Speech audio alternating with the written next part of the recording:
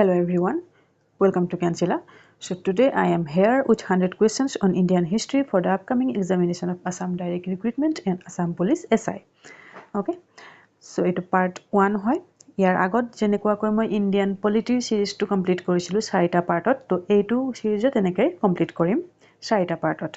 So total 100 questions ami ভাৰতীয় ইতিহাসৰ ওপৰত ডিসকাস কৰিম ওকে বহুত বেছি ইম্পৰ্টেন্ট ভিডিও সিৰিজ এটা হয় আহিবলগীয়া পৰীক্ষা দুটাৰ কাৰণে আসাম ডাইৰেক্ট ৰিক্ৰুটমেন্ট আৰু আসাম পুলিচ এছআই ঠিক আছে so let's start the video তো প্ৰথম প্ৰশ্নটো হৈছে who was the first Muslim women ruler of India আমাৰ ভাৰতৰ প্ৰথম গৰাকী মুসলিম মহিলা শাসক কোন আছিল তো ইয়াতে অপচন কি আছে নুৰজাহান ৰাণী দিদ্দা ৰাজিয়া সুলতান গুলবদন বেগম আৰু শুদ্ধ উত্তৰ ইয়াৰে কোনটো হ'ব শুদ্ধ উত্তৰ হ'ব অপচন সি ৰাজিয়া সুলতান আছিল প্ৰথম গৰাকী মুসলিম শাসক ফাৰ্ষ্ট ওমেন মুসলিম ঠিক আছে আৰু ইয়াতে যদি মুসলিম শব্দটো নাথাকি বলে first women ruler of India বুলি হয় তেতিয়া শুদ্ধ উত্তৰ কোনটো হ'ব তেতিয়া হ'ব option B Rani Didda okay Gulbadan Begum কোন হয় গুলবদন বেগম আছিল হুমায়ুনৰ সিস্টাৰ আছিল আৰু গুলবদন বেগমে লিখিছিল হুমায়ুনৰ যিখন বায়োগ্ৰাফি হুমায়ুন নামাখন গুলবদন বেগমে লিখিছিল ঠিক আছে next question Khajuraho temple are located in the state of খাজুৰাহোৰ যিখিনি মন্দিৰ আছে এইখিনি কোনখন ৰাজ্যত আছে Madhya Pradesh Karnataka Kerala Maharashtra and the correct answer will be option A Madhya Pradesh okay Question number 3. When was Mahatma Gandhi arrested during the Quit India Movement 1942?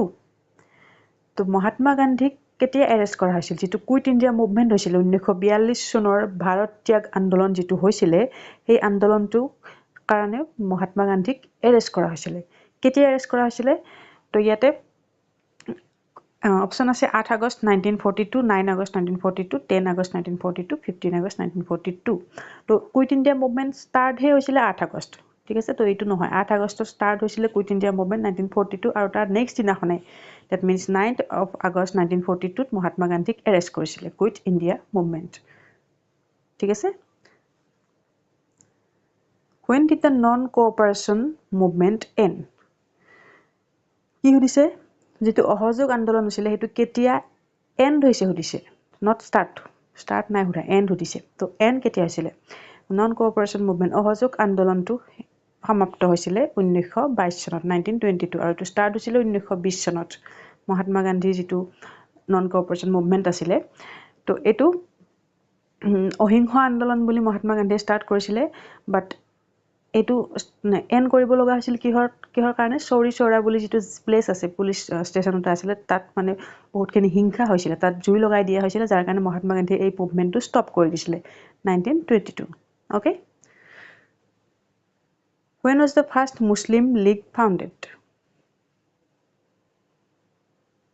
আৰু ঠিক আছে নেক্সট কোৱেশ্চন আমি ডিসকাস কৰিম এটা যেটো আছে 1919 চনত কোনটো ঘটনা সংঘটিত হৈছিল জালিয়াৱালা বাগ এটো ইম্পৰ্টেন্ট হয় সনটো দেখি পেলাই মই মনত পৰিছে সব কৈ দিছো 1919 চনত হৈছিল জালিয়াৱালা বাগ হত্যাকাণ্ড সংঘটিত হৈছিল যেটো বহুত বেছি ইম্পৰ্টেন্ট হয় Question number 5 when was the Muslim League founded Muslim League কেতিয়া প্ৰতিষ্ঠা হৈছিল তো কাৰেক্ট आंसर ইয়াতে কি হ'ব মুসলিম লীগ প্ৰতিষ্ঠা হৈছিল অপশন বি 1906 চনত 1906 next who among the following constructed the Charminar কোনে কনস্ট্ৰাক্ট কৰিছিল চাৰমিনাৰ কোনে বনাইছিল কোনে সাজিছিল ইয়াতে আছে কুলি কুতুব শাহ ফিৰোজ শাহ তুগলক আকবৰ কুতুবউদ্দিন আইবক আৰু ইয়াৰে শুদ্ধ উত্তৰ হ'ব চাৰমিনাৰ কনস্ট্ৰাক্ট কৰিছিল অপশন এ কুলি কুতুব শাহ ওকে কুতুবউদ্দিন আইবকে কি কনস্ট্ৰাক্ট কৰিছিল তেখেতে কি স্থাপন কৰিছিল তেখেতে কৰিছিল কুতুব মিনাৰ স্থাপন কৰিছিল Qutbuddin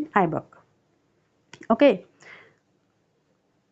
Next question number 7 is in which year Hindustan Republican Association was formed? কিমান চনত এই সংস্থাটো গঠন হৈছিল Hindustan Republican Association তো এটো ফর্ম হৈছিল এটা আছে 1924 1927 1930 and 1935 and the correct answer will be option A 1924 ঠিক আছে 1927 টো আমাৰ ভাৰতৰ ইতিহাসত কিয় জনপ্ৰিয় হয় কিয় ইম্পৰ্টেন্ট হয় 1927 ত সাইমন কমিশন ভাৰতলৈ আহিছিল এটো কাৰণত হয় কোৱেশ্চন এটো আহে আৰু 1930 চনটো কিহৰ কাৰণে 1930 চনত civil disobedience movement Mahatma Gandhi যিটো নিমখ আন্দোলন হৈছিল চল সত্যাগ্ৰহ হৈছিল এটো 1930 চনত আৰম্ভ হৈছিল 1930 again important okay question number 8 the famous battle of Plassey 1757 was fought in which place যিখন battle of Plassey হৈছিল Plassey যিখন যুদ্ধ হৈছিল কেতিয়া হৈছিল ইয়াতে কয়ে দিছে 1757 চনত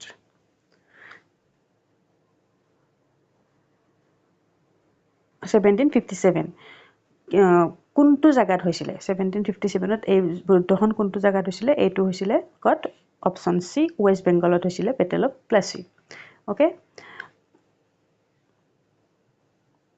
next question number 9 who led the Bardoli Satyagraha 1928 তো এটো যেটো সত্যাগ্ৰহ হৈছিল বাৰডলি সত্যাগ্ৰহ বুলি সত্যাগ্ৰহ হৈছিল কেতিয়া 1928 চনত ইয়াৰ নেতৃত্ব কোনে কৰিছিল তো অপশন আছে মহাত্মা গান্ধী মতিলাল নেহৰু সর্দার Vallabhbhai Patel Dadabhai Naoroji and correct answer will be option C Sardar Vallabhbhai Patel তেখেতে এইটো নেতৃত্ব কৰিছিল বাৰডলি সত্যাগ্ৰহ আৰু এই সত্যাগ্ৰহতে তেখেতে এই সর্দার উপাধিটো পাইছিল ঠিক আছে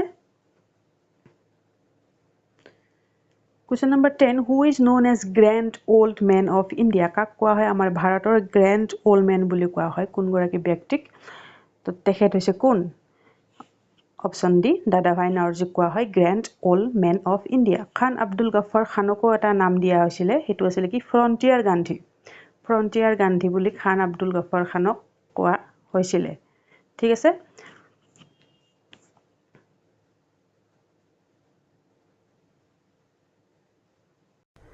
আৰু ইয়াতে এটা কোৱেশ্চন আছে সুধিব পাৰে মহাত্মা গান্ধী ঠিক আছে তেখেতৰ অৰিজিনাল নামটো আছিল মোহনদাস কৰমচাঁদ গান্ধী আমি জানো তো তেখেতক মহাত্মা উপাধিটো কোনে দিছিল এইটো পৰীক্ষাটোতে তেখেতক মহাত্মা উপাধিটো দিছিল কোনে ৰবীন্দ্ৰনাথ টেগৰে তেখেতক মহাত্মা উপাধিটো দিছিল Question number 11 who called Bal Gangadhar Tilak as the father of Indian unrest কোনে বাল গংগাধৰ তিলকক এই বাক্যহাৰী দিছিলে ফাদাৰ অফ ইণ্ডিয়ান আনৰেষ্ট আমাৰ ইণ্ডিয়াৰ আনৰেষ্ট মিন্স যেটো হ্যাপি নহয় ইণ্ডিয়াৰ যেটো হ্যাপি নোৱাৰ কাৰণটো ফাদাৰ অফ ইণ্ডিয়ান আনৰেষ্ট বুলি বাল গংগাধৰ তিলকক কোনে কৈছিলে তো তেখেত আসলে কোন শুদ্ধ উত্তৰ হ'ব অপশন এ ভ্যালেন্টিন চিৰলে কৈছিলে তিলকক father of Indian unrest Who was the founder of Theosophical Society? Theosophical Society founder গৰাকী কোন আছিল? তো শুদ্ধ উত্তৰ ইয়াতে কোনটো হ'ব? Founder of Theosophical Society was option A, Madame Blavatsky. Okay? James Hickey কি আছিল? James Hickey আছিল আমাৰ যিখন newspaper Bengal gadget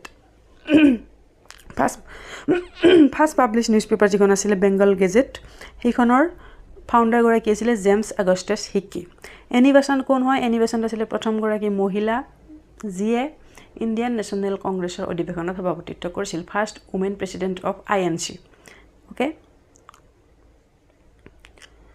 Question number 13 which freedom fighter died in jail due to hunger strike কোন গৰাকী আমাৰ freedom fighter মৃত্যু হৈছিল জেলত কিহৰ কাৰণে হাংগাৰ ষ্ট্ৰাইকৰ কাৰণে তেখেতে ভোগ হৰতাল কৰিছিল আৰু তাৰ কাৰণে তেখেতৰ জেলতে মৃত্যু হৈছিল তেখেত কোন হয় এটা আছে ভগত সিং বিপিন চন্দ্ৰ পাল যতীন দাস লালা লাজপত ৰায় আৰু কাৰেক্ট আনসাৰ হ'ব অপশন সি যতীন দাস তেখেতৰ মৃত্যু হৈছিল জেলত ওকে হাংগাৰ ষ্ট্ৰাইকৰ কাৰণে when Bhagat Singh was hanged Bhagat Singhক কেতিয়া ফাঁসি দিয়া হৈছিল তেখেতৰ ফাঁসি তাৰিখটো কি আছিল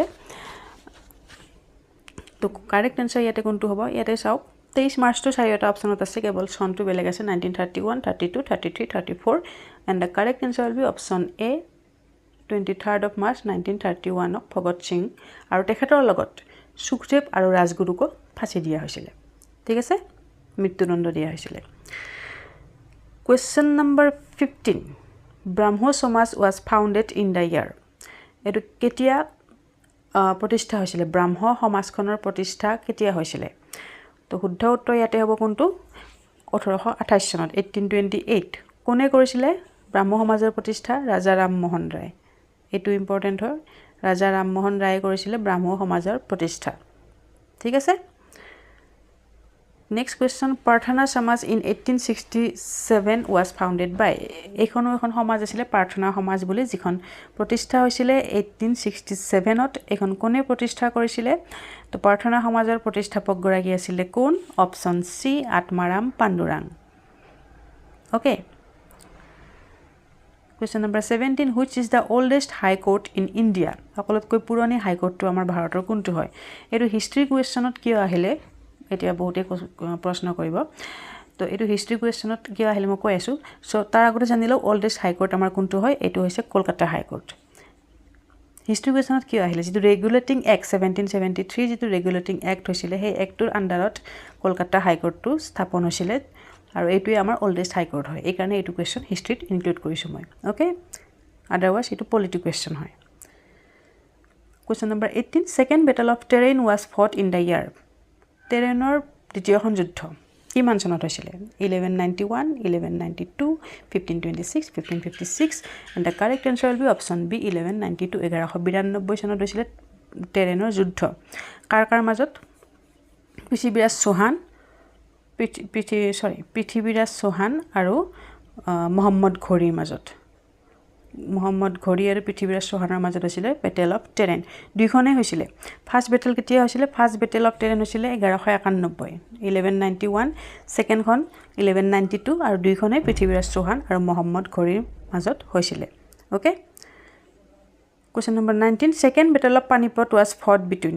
পানিপটৰ দ্বিতীয়খন যুদ্ধ তাৰ আগত এইটো ইয়াত যেটো অপচন আছে 1526 আৰু 1556। 1526 ত কি হৈছিল? ফাৰ্স্ট বেটেল অফ পানিপট 1526 চনত।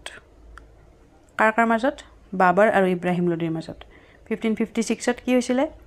দ্বিতীয়খন যুদ্ধ হৈছিল পানিপটৰ। ঠিক আছে। সো নেক্সট পইণ্টত কি সুধিছে? নেক্সট কুৱেশ্যনত second battle of Panipat was fought between. কাৰ মাজত হৈছিল? এটো আমি এটো কৈ আহিলো 1556 ত হৈছিল সেকেন্ড বেটেল অফ পানিপট। কাৰ মাজত হৈছিল? It is Babur and Ibrahim Lodi, Akbar and Hemu, Maratha forces and Afghani forces, Prithviraj Chauhan and Muhammad Ghori. শুদ্ধ উত্তৰ হ'ব দ্বিতীয়খন হৈছিল আকবৰ আৰু হেমুৰ মাজত। ওকে, প্ৰথমখন হৈছিল বাবৰ আৰু ইব্ৰাহিম লোডিৰ মাজত 1526 ত। তৃতীয়খন হৈছিল মাৰাঠা ফৰ্চেছ আৰু আফগানি ফৰ্চেছৰ মাজত। কিমান চনত হৈছিল? এইটো কমেন্ট সেকশনত কমেন্ট কৰক এনসাৰটো। ওকে, আৰু পৃথ্বীৰাজ চৌহান আৰু মোহাম্মদ ঘোৰীৰ মাজত বেটেল অফ টেৰেইন হৈছিল, এইটো আমি ইতিমধ্যে কৈ আহিছো।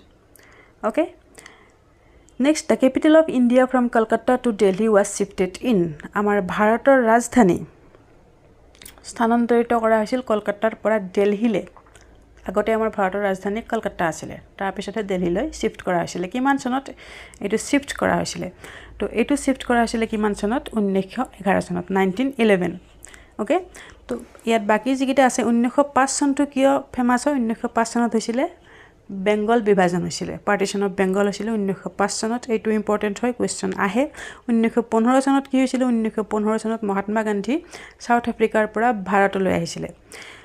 ঠিক আছে। আৰু সেই কাৰণে আমাৰ এতিয়া ভাৰতত যেটো আমি পালন কৰো প্ৰবাসী ভাৰতীয় দিৱস, 9th of জানুৱাৰীত যেটো পালন কৰো প্ৰবাসী ভাৰতীয় দিৱস, সেইটো কাৰণত কৰা হয়। তেখেতে 9 জানুৱাৰী 1915 চনত ভাৰতলৈ তেখেতে আগমন কৰিছিল। আৰু 1917 চনত তেখেতৰ প্ৰথমটো ভাৰতত সত্যাগ্ৰহ যেটো চম্পাৰণ সত্যাগ্ৰহটো 1917 চনত মহাত্মা গান্ধীয়ে স্টাৰ্ট কৰিছিল, চম্পাৰণ সত্যাগ্ৰহ। ঠিক আছে। চম্পাৰণ এই প্লেসটো আছে ক'ত? বিহাৰত। চম্পাৰণলৈ তেখেতক কোনে নিমন্ত্ৰণ দিছিলে? এইটো কোৱেশ্যন কেতিয়াবা পৰীক্ষাটো দে। তেখেতক চম্পাৰণলৈ নিমন্ত্ৰণ দিছিলে ৰাজকুমাৰ শুক্লা। তেখেতৰ নামটো মনত ৰাখি থব। ঠিক আছে। তো মহাত্মা গান্ধীৰ লগত বহুতখিনি কুৱেশ্যন আছে, গোটেইখিনি একেলগতে কৈ দিলে কনফিউজ হৈ যাব। সো একেলগতে নাই কোৱা। Question number 21, who among the following was political mentor of Mahatma Gandhi. Mahatma গান্ধীৰ ৰাজনৈতিক গুৰু কোন আছিল? তো মহাত্মা গান্ধীৰ ৰাজনৈতিক গুৰু আছিল কোন? Option B, Gopal Krishna Gokhale. Okay, when Swaraj party was establish. তো স্বৰাজ পাৰ্টি এস্টাব্লিছ কেতিয়া হৈছিল? 1923 চনত হৈছিল, যেটো আমাৰ নন কোঅপাৰেশন মুভমেন্ট যেতিয়া এন্ড হৈছিল। হেতু নন কোঅপাৰেশন মুভমেন্টটো মহাত্মা গান্ধী যেতিয়া এটো সমাপ্ত কৰিলে তাৰ কাৰণে হ্যাপি নাছিলে, তাৰ কাৰণে খুশ নাছিলে কোন? CR দাস আৰু মতিলাল নেহেৰু। তো তেখেতসকলে তাৰ পিছত এইটো ফৰ্ম কৰিছিল, CR দাস এণ্ড মতিলাল নেহেৰু লগ লাগি ষ্টাৰ্ট কৰিছিলে Swaraj party okay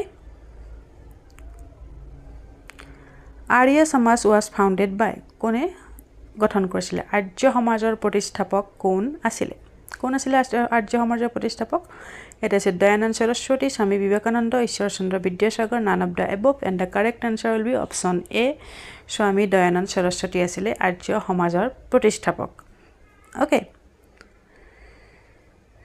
Narendranath Datta was the original name of কাৰ এইটো অৰিজিনেল নাম আছিল নৰেন্দ্ৰনাথ দত্ত অৰিজিনেল নাম আছিলে কোনগৰাকী ব্যক্তিৰ ইয়াত আছে Ramakrishna Paramahamsa Swami Vivekananda Dayananda Saraswati none of the above আৰু শুদ্ধ উত্তৰ ইয়াতে হ'ব অপশ্যন বি স্বামী বিবেকানন্দৰ অৰিজিনেল নাম আছিলে নৰেন্দ্ৰনাথ দত্ত ৰামকৃষ্ণ পৰমহংস যিটো আছে অপশ্যন এ তেখেত কোন হয় তেখেত স্বামী বিবেকানন্দৰ গুৰু আছিলে এইটো ইম্পৰ্টেণ্ট হয় মনত ৰাখি থওক স্বামী বিবেকানন্দৰ গুৰু আছিলে Ramakrishna Paramahamsa okay Question number 25. Gautam Buddha born in 563 BC in which place? Amar Gautam Buddha janmo kod hoisile. Ketia hoisile etu yate dia ase 563 BC. Kod hoisile tekhetor janmo kuntu jagat. To শুদ্ধ উত্তৰ কোনটো হ'ব শুদ্ধ উত্তৰ হ'ব option A লুম্বিনীত তেখেতৰ জন্ম হৈছিলে 563 BC আৰু তেখেতৰ মৃত্যু কত হৈছিলে এইটো জানি থওক তেখেতৰ মৃত্যু হৈছিলে কুশীনগৰৰ তেখেতৰ মৃত্যু হৈছিলে গৌতম বুদ্ধ ওকে তো আজিৰ ভিডিওটোৰ কাৰণে 25 কোৱেশ্চন এইখিনি হয় তো আমাৰ নতুনকৈ এইখন ইবুক লঞ্চ কৰা হৈছে লাষ্ট মান্থত ebook on north east GK north ইষ্টৰ ওপৰত এখন ইবুক হয় টোটেল নৰ্থ ইষ্ট জিকে ইয়াতে কভাৰ কৰা হৈছে যিখনৰ মূল্য ₹79 তো যদি ল'ব বিচাৰে তলৰ ডেসক্ৰিপচন বক্সত তাত গৈ পেলাই আপোনালোকে লিংকটো তাতেই পাব লিংক দিয়া আছে লিংকত ক্লিক কৰিব পেমেন্ট অপচন পাই যাব আৰু যদি WhatsApp যোগে আপোনালোকে ইবুকখিনি ল'ব বিচাৰে তাৰ কাৰণে আমালে WhatsApp কৰিব পাৰে এইটো আমাৰ WhatsApp নাম্বাৰ হয় 8402086470 ওকে ঠিক আছে তো নেক্সট পাৰ্টটো মই লৈ আহিম আৰু যেটো আমাৰ টাৰ্গেট ADRE 2.0 বুলি সিৰিজ কন্টিনিউ কৰি আছো অসমীয়া আৰু ইংৰাজী মাধ্যমত দুইটা মাধ্যমতে কোৱেশ্চন আনসাৰ তাত দিছো মই তো যদি হেতু চোৱা নাই হেতু চাব বহুত ইম্পৰ্টেন্ট হয় এবলগে এক্সামটোৰ কাৰণে